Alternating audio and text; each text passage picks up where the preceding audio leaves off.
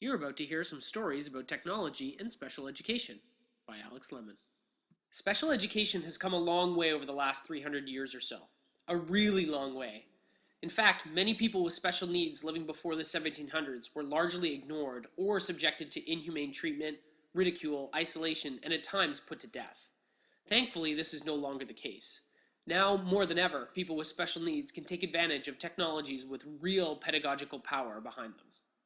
With the help of some of my students, I would like to introduce you to stories about some of the individuals that changed or are changing the world for people with special needs.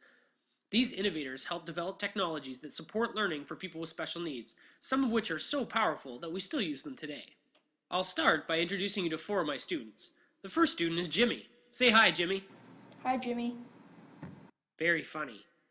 Jimmy is an amazing guitar player. He is also visually impaired. That's true. Jimmy, who would you like to introduce? I'd like to introduce two people, Valentine Hawaii and Louis Braille. These guys figured out a way for people like me to read with our fingers.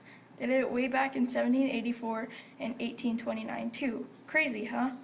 Now I use computers with screen readers for my work, but I still use Braille when I go to the bank and sometimes when I'm reading at home.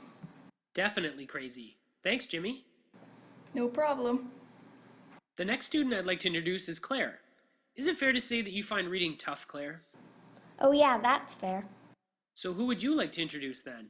I'd like to introduce a guy named Ray Kurzweil. Cool last name, huh? He created something called, wait for it, Kurzweil. It was designed to help people like Jimmy, but it ended up helping me big time. How did it do that? Well, I can use Kurzweil to have anything on the computer read to me. This way I can still work with the same thing my classmates are working on. I just don't get frustrated with the reading part. School was really hard until I started using Kurzweil. I can imagine. Thanks, Claire. Now I'd like to introduce you to Kevin. Kevin, which subject do you find the most difficult? Most definitely math. I have always found math to be the toughest subject. I usually get extra help to do my math in the resource room. You've been working really hard on your math skills lately, Kevin. Who would you like to introduce? I'd like to introduce Seymour Papret and Jean Piaget. I know I didn't pronounce that right. Oh well.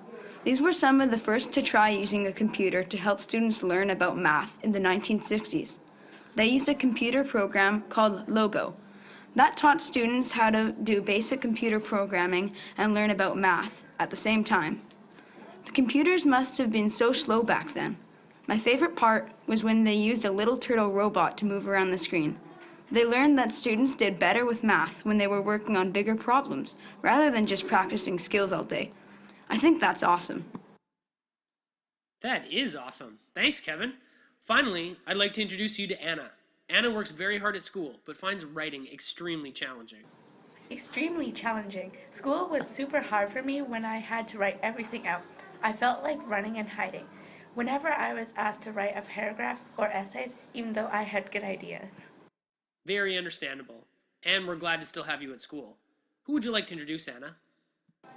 I'd like to introduce James and Janet Baker. They created a company called Dragon Systems and a program called Dragon. Now it's called Dragon Naturally Speaking. The program lets me talk to the computer and have it type out what I'm saying. It's not perfect and I have to speak clearly, but it's much better than having to type out everything myself. It makes it so I can have my ideas instead of being frustrated all the time. I have it on my phone and iPad too.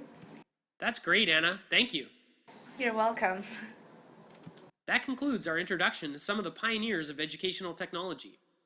We hope you enjoyed it and will continue to use technology to support learners in your own classes. Bye for now.